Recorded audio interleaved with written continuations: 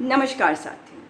आज राहुल गांधी जी ने एक प्रेस कॉन्फ्रेंस करी और तमाम भाजपाई परेशान हो गए। होना ही था, वो तो आप जानते ही हैं, मुझे आपको बताने की ज़रूरत नहीं है किस तरह से उनको परेशानी हुई है। सवाल ये है, परेशानी का सबब देखिए। कह रहे हैं कि इन्होंने नौटंकी शब्द का इस्तेमाल किया। अरे जो नौटंकी है उसको नौटंकी ही तो कहेंगे। जो नौटंकी करेगा उसको क्या कहेंगे? उसको कहेंगे ड्रामा। ड्रामा से भी आपको परेशानी होगी। उसको कहेंगे परफॉर्मेंस, तब भी आपको परेशानी होगी। तो चलिए, है नौटंकी देसी भाषा में है, देसी भाषा का इस्तेमाल करते हुए हम नौटंकी कहते हैं। लेकिन आज जो बातें कही राहुल गांधी जी ने अपने प्रेस कॉन्फ्रेंस में और जो सवालों के जवाब उन्होंने दिए, उनमें जो महत्वपूर्ण बातें कही हैं मैं उनके ऊपर जाना चाहती हूँ। और बिल्कुल सही बात कही है। जब तक, मैं भी आपको ये बात बार बार कहती हूँ कि जब तक हम समस्या को देखेंगे नहीं, समझेंगे नहीं और सच्चाई से उसका सामना नहीं करेंगे तो हम उसका समाधान कैसे ढूंढेंगे। कोरोना एक ऐसी बीमारी है जो म्यूटेट करता जा रहा है, ये बात आप सब जानते हैं, मगर कौन नहीं जानता? प्रधानमंत्री। भाई आपका चुना हुआ प्रधानमंत्री है, क्योंकि आपने तो ना विधायक को कभी वोट दिया, ना पार्षद को कभी वोट दिया, ना सांसद को कभी वोट दिया, क्योंकि सब नदारा था, सब भग लिए। इस वक्त जब सबकी ज़रूरत है तो सब भग लिए। और प्रधानमंत्री को आपने वोट दिया, प्रधानमंत्री को समझ ही नहीं है। अब प्रधानमंत्री किसी की सुनते नहीं और प्रधानमंत्री को कोई कुछ कहता नहीं। प्रधानमंत्री से किसी की बात नहीं होती, क्योंकि प्रधानमंत्री केवल अपने मन की बात सुनाते हैं। ये तो आप भी जानते हैं, या मैं गलत बता रही हूँ? अब देखिए, जो बात उन्होंने कही वो सब मुझे आपको बताने की ज़रूरत नहीं। सच्चाई है कि सरकारी आंकड़े झूठे हैं, जो डेटा दिया जा रहा है वो गलत है और सच्चाई से इसका सामना किया जाना चाहिए। क्योंकि देश में 19.8 करोड़ लोगों को वैक्सीन लगी है, 4.22 करोड़ लोगों को डबल डोज लगी है और केवल 3.1% भारतीयों को वैक्सीन मिला है। इसका मतलब है कि 3% और 97% का जो फ़र्क है उसके बारे में राहुल गांधी जी ने भी आज बहुत कुछ बोला। उन्होंने कहा कि इस कोरोना को रोकने के लिए उसको जो आप जगह दे रहे हैं, मतलब उसको पनपने के लिए, ग्रो करने के लिए, म्यूटेट करने के लिए, चेंज होने के लिए, दरअसल वही कारण है कि ये बढ़ रहा है। इससे उसके प्रॉब्लम ये है कि हम कोरोना को रोकने के लिए समझे तो सही कि वो है क्या, वो करता क्या है। तो उन्होंने इस बात को समझाया और बताया कि किस प्रकार से कोरोना जो है वो डायनामिक है। कोरोना मूव करता है, चेंज करता है, म्यूटेट करता है। शायद डायनामिक, म्यूटेट ये शब्दों का हिंदी अनुवाद करके समझाया जाना चाहिए प्रधानमंत्री जी को, या गुजराती में इसका अनुवाद करके समझाया जाना चाहिए, या हर उस भाषा में अनुवाद करके उनको बार बार बोलने की ज़रूरत है ताकि उन्हें ये बात समझ में आए। क्योंकि वो कोरोना वायरस को नहीं समझ पा रहे हैं। ये बात सच है कि वो वायरस को नहीं समझ पा रहे हैं। वायरस को बता रहे हैं कि वो तो बहरूपिया है, वो अपना रूप बदलता है। भाई ये बहरूपिया वो साधु संत वाला जो बाबा लोग होते हैं, जैसे आपका रामदेव है, भेष बदल के आ गया, कभी डॉक्टर बन जाता, कभी कुछ बन जाता है ना। तो ये वैसा वाला वायरस नहीं है। वो भी वायरस ही होते हैं, मगर उस तरह के ख़तरनाक वायरस मैं उनको नहीं समझती, क्योंकि मुझे लगता है कि वो गलत रास्ते पे चले जाते हैं। अगर उनको समझाया जाए, उनको चेक किया जाए तो वो ठीक हो सकते हैं। मगर ये वाला वायरस बहुत ख़तरनाक है। इस वायरस को देखिए, ये वायरस म्यूटेट करता है, चेंज करता है। इसको रास्ता बंद करना पड़ेगा, इसको रास्ता नहीं मिलना चाहिए ताकि ये ग्रो ना कर सके। जब ये फैलेगा नहीं तो ये लड़ेगा कम। मतलब अगर मेरे अंदर प्रतिरोधक शक्ति कम है और ये मुझ तक पहुंचा तो ये मुझे अटैक करेगा, है ना? ये बात आप समझते हैं। लेकिन अब इसके आगे समझिए, अगर ये एक किसी ऐसे व्यक्ति को अटैक करता है जो काफ़ी, उसकी इम्यून सिस्टम बढ़िया है, तो वो भी तो अपना रूप बदलेगा इससे लड़ने के लिए ताकि इसको हरा सके। तो वो इसको हराने के लिए अपना म्यूटेट करेगा और म्यूटेट करने के बाद फिर वो शक्तिशाली हो जाएगा और फिर लड़ेगा। लेकिन अगर ये संक्रमण का चेन हम तोड़ देते, अगर हम इसको पास ऑन नहीं होने देते, एक ज़्यादा अधिक प्रतिरोधक क्षमता वाले व्यक्ति के अंदर नहीं जाता, तो हम इसको स्पेस नहीं देते, है ना? ये बात है। इतनी बात समझ में आ गई आपको? इसको आइडेंटिफाई करने के लिए टेस्टिंग बड़ी ज़रूरी है। आज भी टेस्टिंग की बहुत ज़रूरत है ताकि पता चल जाए कि कहाँ कहाँ फैला हुआ है। दूसरी बात, अगर ये संक्रमण फैल रहा है, इसको रोकने का तरीका क्या है? अगर आप लॉकडाउन करते हैं उससे संक्रमण नीचे आता है निश्चित तौर पर, मगर अगर ऐसा हो रहा है तो उसके साथ साथ वैक्सीनेशन की ज़रूरत है। ये सब आपको मुझे बताने की ज़रूरत नहीं, ये सब कॉमन सेंस है। आप लोग सब जानते हैं कि संक्रमण के साइकिल को तोड़ने के लिए, चेन को तोड़ने के लिए हमने लॉकडाउन लगाया, चलिए ठीक है, लेकिन वो हमेशा के लिए नहीं लग सकता, ये आप भी जानते हैं, बहुत मुश्किल भी होता है। और संक्रमण का साइकिल आपने उतने दिन तक तोड़ा ना, बीमारी का वायरस तो है, अगर आपको इससे पूरी तरह से लड़ना है तो आपको वैक्सीनेशन की ज़रूरत है। क्या ये आपको पता है? अगर आपने वैक्सीन ज़्यादा से ज़्यादा लोगों को दे दी तो ये कम से कम लोगों को नुकसान पहुंचा सकेगा, ये म्यूटेशन भी कम तभी होगा। अब ये बात अगर राहुल गांधी कह रहे हैं कि केवल 3% लोगों को अगर आपने दिया है और 97% को आपने नहीं दिया, वो देने की ज़रूरत है, तो उसमें क्या कोई गलत बात कही है? अगर हमें इस बीमारी से लड़ना है तो इस समस्या को समझना होगा, इसका समाधान तभी मिलेगा। दूसरी बात उन्होंने जो कही कि लोगों की नहीं सुनना, प्रधानमंत्री को अपने इमेज को भूल जाना चाहिए, क्योंकि सचमुच में मैं आपको कह चुकी हूँ ये बात, और राहुल गांधी ने आज ये बात कही कि इमेज ख़त्म हो चुकी भाई, ख़त्म। और इमेज, मैं आपको कह रही हूँ कि कभी कोई सच्चाई नहीं होती, इमेज हमेशा इमेज ही रहता है। आप शीशे में देखते हैं, आप अपने इमेज को देखते हैं, वो इमेज है, वो सच नहीं है। मैं सच हूँ, जो आप हैं, जो शीशे के सामने खड़े हैं, वो सच है। सच्चाई एक बनावटी रूप धारण करके, बहरूपिया बन के कुछ दिन तक तो रह सकता है, हमेशा के लिए नहीं। और जब मुश्किल के समय में अगर वो अपनी नेतृत्व क्षमता नहीं दिखा सकता तो ख़त्म हो जाता, और वही प्रधानमंत्री के साथ हुआ। तो पूरी दुनिया में जो उनकी बुराई हो रही है उसकी वजह से वो अपनी छवि बचाने में लगे हुए। अरे इस वक्त तो भाई छवि से ज़्यादा महत्वपूर्ण है लोगों को बचाओ, लोगों की ज़िंदगियों को बचाओ। राहुल गांधी ने ये बात कही, अब बताइए इसमें क्या गलत बात कही?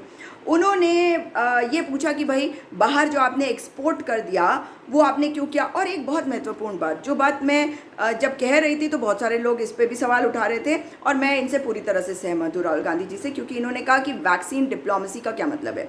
वैक्सीन मतलब वैक्सीन मैत्री क्या कर रहे हैं आप? वैक्सीन डिप्लोमेसी कर रहे हैं। जिस वक्त देश को वैक्सीन चाहिए उस वक्त आपके पास वैक्सीन स्ट्रैटेजी होनी चाहिए, वैक्सीन पॉलिसी होनी चाहिए, वैक्सीन नीति होनी चाहिए, ना कि आप वैक्सीन की मैत्री करके वैक्सीन की डिप्लोमेसी करें, वैक्सीन की नेशनलिज्म करें। वैक्सीन से आपका राष्ट्रवाद प्रूफ तभी होगा ना जब आप वैक्सीन को देश के लोगों को देंगे। आप दुनिया में बांट रहे हैं, और देश जो है वो वैक्सीन कैपिटल है। ये बात भी राहुल गांधी ने कही कि देश वैक्सीन कैपिटल है, और आप जो है अपने देश में नहीं से इसका उत्पादन कर पा रहे हैं। पूरी दुनिया में मतलब लोग वैक्सीन पा रहे हैं और हमारे पास नहीं है। किसी ने पूछा कि भाई अब तो बहुत लेट हो गया है, तो मतलब एकदम से तो नहीं मिल सकेगा। तो भाई किसकी जिम्मेदारी है? जिम्मेदारी तो प्रधानमंत्री की है। और कल मैंने ये बात कही थी ना, the buck stops there, the buck stops with the प्रधानमंत्री। और यही शब्दों का भी इस्तेमाल आज राहुल गांधी जी ने किया, the buck stops with him. बिल्कुल जिम्मेदारी केवल और केवल उनकी है, रिस्पॉन्सिबिलिटी उनकी है, तो उनको रिस्पॉन्सिबिलिटी लेनी चाहिए और कहना चाहिए। ये बात राहुल गांधी ने कही कि इससे लड़ूंगा, मैं लड़ के दिखाऊंगा, और देश उनके साथ खड़ा है। डर क्यों रहे हैं? पूरा देश उनके साथ है। विपक्ष को अपना दुश्मन ना समझे, क्योंकि वो सरकार केवल भारतीय जनता पार्टी के दल के लोगों की नहीं है, वो सरकार हम सब की। हम सब उनका साथ देने को तैयार है, हम सब उनके साथ खड़े होने को तैयार है, उनकी मदद करने को तैयार है, क्योंकि ये लोगों की जिंदगियों से जुड़ा हुआ सवाल है। और अगर वो नेता है तो इस वक्त ये समय है कि अब वो अपनी नेतृत्व क्षमता दिखाए, ये कहा राहुल गांधी ने। उन्होंने कहा कि ये बातें जो इन्होंने कही थी, आपको याद है ना, हमने जंग जीत ली है, दुनिया के इतने लोगों ने कहा हमारी हालत इतनी बुरी होगी, हमारे यहाँ इतनी मौतें होंगी, हो तो रही हैं। झूठ काहे को बोल रहे थे भाई? काहे को इतना झूठ बोल रहे थे? कितना झूठ बोलते हो? झूठ से कभी भी कोई जंग नहीं जीती जा सकती। राहुल गांधी ने एक और बड़ी अच्छी तरीके से समझाने वाली बात कही कि जब किसी ने पूछा कि भाई अर्थव्यवस्था के ऊपर भी बड़ा धक्का लग रहा है, तो उन्होंने कहा कि इस लड़ाई को लड़ने के लिए हमारे पास बहुत सारे टूल्स हैं। हमारे पास किसी भी जंग को लड़ने के लिए जैसे बहुत सारे हथियार होते हैं, हर हथियार का काम अलग होता है, उसी प्रकार से हर हथियार का इस्तेमाल अलग चीज़ के लिए करना पड़ेगा, और उसके लिए स्ट्रैटेजी यानी कि नीति बनानी पड़ेगी, पॉलिसी बनानी पड़ेगी। और वैक्सीन प्रिपरेशन के बारे में जो इन्होंने पहले भी ट्वीट किया था, वैक्सीनेशन स्ट्रैटेजी बनाने के लिए सरकार को कहा था, इन्होंने कहा कि मेरा मजाक उड़ा रहे हो। अच्छा आप मुझे बताइए, राहुल गांधी का मजाक उड़ाकर क्या फ़ायदा हो जाएगा? क्या देश के लोगों की जान बच जाएगी? मतलब कुछ भी बोल लो। और उन्होंने ये बात कही कि हाँ, जिस प्रकार से कम्युनिकेशन की बात, आपको याद होगा मैंने कहा भी, मैंने कई चैनलों पे भी बोला, कम्युनिकेशन की ज़रूरत है। बात करिए। आप जब वोट मांगने जाते हैं तो आप घर घर पहुंच जाते हैं, तो अब आप बूथ लेवल पर टीमों को तैयार करिए और वहाँ से चैनल्स बनाइए, डिस्ट्रिक्ट तक, डिस्ट्रिक्ट से स्टेट तक, स्टेट हेडक्वार्टर से सेंटर तक, और हर रोज़ मीटिंग करिए। अगर हर रोज़ नहीं कर सकते तो कम से कम हफ्ते में 2 बार कर लीजिए। और राहुल गांधी ने आज ये बात कही कि आपको आवश्यकता है कम्युनिकेशन करने के लिए, और एक टास्क फोर्स वाली कोई बात कही थी उन्होंने, मैंने लिखा था कहीं कि हाँ, स्टेट से इनपुट लीजिए आप हर रोज़। और कहा कि जो ये पश्चिम बंगाल के चुनाव हैं और कुंभ है, ये आप कराने चल पड़े, इधर केसेस बढ़ रहे हैं और आप वो कुंभ करवा रहे हैं, आप पश्चिम बंगाल में चुनाव करवा रहे हैं। इस तरह से हम जंग नहीं जीत सकते कोरोना की। और किसी ने कहा कि, किसी पत्रकार ने पूछा कि आपने पिछली बार कहा था कि हमें वायरस के आगे रहना होगा, उसके पीछे रहकर हम इस जंग को नहीं जीत सकते। बिल्कुल सही। हमें जिस तेज़ी से वो म्यूटेट कर रहा, उससे ज़्यादा तेज़ी से हमें इससे लड़ने की तैयारी करनी होगी। इसके लिए तैयार रहना होगा कि हमारे पीछे से वार करने के बजाय हमारे सामने से आए तो हम इसे रोक सके, क्योंकि हम तैयार हो, हमारे पास वो शील्ड हो। तो राहुल गांधी ने क्या कहा कि वो वैक्सीनेशन से होगा। बिल्कुल सही बात कही या नहीं कही। अब उन पर हमला तो बहुत होगा, लेकिन अब ये तो उनकी मर्जी है सरकार की कि वो क्या करना चाहते हैं। लेकिन आप लोग समझ लीजिए कि अगर ये सरकार अब भी नहीं सुनती, अब भी राहुल गांधी की बात नहीं सुनती, अब भी इस बात को नहीं समझती, जो बात कॉमन सेंस की है, जो इनके पास बिल्कुल नहीं है, क्योंकि ये अनकॉमन हो गया कॉमन सेंस आजकल भाजपाइयों के राज में, क्योंकि इन्हें पता ही नहीं, राहुल गांधी को टारगेट करो, राहुल विंची, प्रियंका वाड्रा, ये बार डांसर, मतलब बेशर्मों की पराकाष्ठा, बेशर्मों की और प्रधानमंत्री को टारगेट कर रहे हो, बेचारा। अबे तो बेचारा देश का प्रधानमंत्री है, बेचारा। बेचारा का क्या मतलब है? बेचारा तो हमें करके रख दिया इन्होंने, और फिर कहेंगे कि बेचारा। मतलब तुम किसी को भी कुछ भी कहते रहो, और तुम्हारे जो नेता है उसको वो बेचारा बेचारा बेचारा रो के समस्या का समाधान होगा। भाई, दुनिया की सबसे बड़ी पार्टी हो, अगर उनसे संभलता नहीं है तो दूसरा प्रधानमंत्री बना दो, राजनाथ सिंह को बना दो, नितिन गडकरी को बना दो, वो इनसे बेहतर काम करेंगे, ऐसा मुझे लगता है। पता नहीं सच्चाई क्या है, पर मुझे ऐसा लगता है। उनका एक्सपीरियंस भी है, और वो इस तरह की फालतू की बातें कभी करते भी नहीं है। मैंने कभी सुना नहीं, आज तक नहीं सुना। और मतलब मुझे बड़ा दुख होता है कि आज ऐसे दिन आ गए हैं कि इन लोगों को जवाब देने के लिए, जब मैं देखती हूँ कि कांग्रेस के जो नेता हैं वो कहीं ना कहीं अपनी अच्छाई में रुक जाते हैं, तो मुझे दुख होता है। क्योंकि लड़ाई जंग में ना हर चीज़ जायज़ होती है, और जैसा दुश्मन सामने हो, क्योंकि अब ये विपक्षी नहीं रह गए हमारे भाजपाई, ये दुश्मन है, ये देश के दुश्मन है, ये हम सब के दुश्मन है। इनसे लड़ने के लिए इन्हीं के स्तर पे जाना पड़ेगा, इनको इन्हीं के भाषा में जवाब देने की ज़रूरत है। क्या करेंगे ये, क्या कर लेंगे? और आप लोगों को बार बार कह रही हूँ, डर को ख़त्म करिए अपने अंदर से। आप लोगों के साथ सिर्फ एक दिक्कत है, आप लोगों की नफरत है, जिसकी वजह से प्रधानमंत्री बने मोदी। और आज आप लोगों के अंदर का डर है, जो उन्होंने प्रधानमंत्री बनके आपके अंदर भी डाल दिया, जो उनके समर्थक भी थे, जिस वजह से आप बोल नहीं पाते। इस डर को ख़त्म करिए। ये देश आपका है, ये देश और किसी के बाप का नहीं है, ये देश आपके बाप का, ये मेरे बाप का, और उससे भी ज़्यादा हम हैं, इसलिए हमारा है, आपका है, ये देश हमारा है। इनसे लड़ना पड़ेगा, इनको कहना पड़ेगा कि हमारे को व्यवस्था दो, हमें बचाओ। हाँ, और राहुल गांधी जी ने एक और बात की कि इनको नेचर ही नहीं समझ में आ रहा वायरस का, कि वायरस किस तरह से बदल रहा है, इसलिए इनको ज़रूरत है कि ये करें। और ऑपोजिशन जब कोई बात कहती है तो ये उन्हें दुश्मन समझ लेते हैं, तो ये दुश्मन ना समझे और हर चीज़ में ये उनको धक्का ना मारे। लेकिन इस बारे में ये बात किसी ने पूछी तो उन्होंने कहा कि सरकार का ये तरीका है कि आरएसएस हर चीज़ को दबाती है, छुपाती है, डेथ रेट, टेस्टिंग रेट, पत्रकारों को झूठ बुलवाना, ट्विटर पर दबाव बनाना, फेसबुक पर दबाव बनाना, मीडिया पर दबाव बनाना, ये सारी चीज़ें हैं। तो आप समझ लीजिए कि जो बातें आज राहुल गांधी जी ने कही है, वो सारी बातें आपके लिए कही हैं, वो सारी बातें आपके हित में कही हैं, वो सारी बातें आपके जीवन को बचाने के लिए कही है, और आज से नहीं, फरवरी 2020 से कहे जा रहे हैं। सरकार जागे। और प्रकाश जावड़ेकर जी, आप आए उसके बाद बताने के लिए नौटंकी क्यों? अरे तो नौटंकी नहीं कर रहे तो क्या कर रहे हो? नाटक नौटंकी तो कर रहे हो, जब से आए हो तब से नाटक नौटंकी देख रहे हैं। कभी लिंचिंग हो जाती है, कभी कोरोनिल को स्वास्थ्य मंत्री प्रमोट करने लगता है, जिसमें नितिन गडकरी भी जाते हैं। ये सब नौटंकी नहीं है तो क्या है, तमाशा नहीं है तो क्या है, बताओ ना क्या है, ये क्या है, क्या है?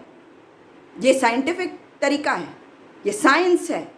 जिस वक्त कोविड के प्रोटोकॉल का पालन हो रहा है, WHO के प्रोटोकॉल का पालन किया जा रहा है, और आप क्या कर रहे हैं, हमें बेवकूफ़ बना रहे हैं या नहीं बना रहे? तो साथियों, आप इस बात को समझ लो कि अगर इस सरकार पे आपको भरोसा करना है तो इस सरकार से काम करवाना पड़ेगा, क्योंकि इनके अंदर क्षमता नहीं है। प्रधानमंत्री तो आज रो रहे हैं, कुछ दिन बाद फिर रोएंगे और आप लोग माफ़ करेंगे। खबरदार जो आपने माफ़ किया ऐसे व्यक्ति को, जिसने देश में लोगों के प्राण ले लिए, जिसने देश की व्यवस्था का चौपट कर दिया, ताकि लोग अपनी जान गंवा रहे हैं, त्राहिमाम कर रहे हैं। जो देश सबसे ज़्यादा वैक्सीन बनाता था, मैंने आपको ये बात कही थी ना, कल भी कही, सबसे ज़्यादा वैक्सीन बनाने वाले देशों में हम हैं।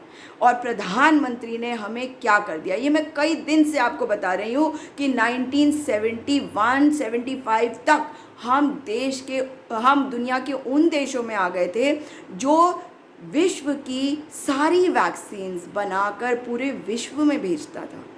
आज हमारे पास वैक्सीन नहीं है। करीबन 20 करोड़ लोगों को वैक्सीनेशन हुआ सरकारी आंकड़े के हिसाब से। और राहुल गांधी ने बार बार कहा, जो आंकड़े सरकार दे रही है वो झूठ है, वो झूठ है।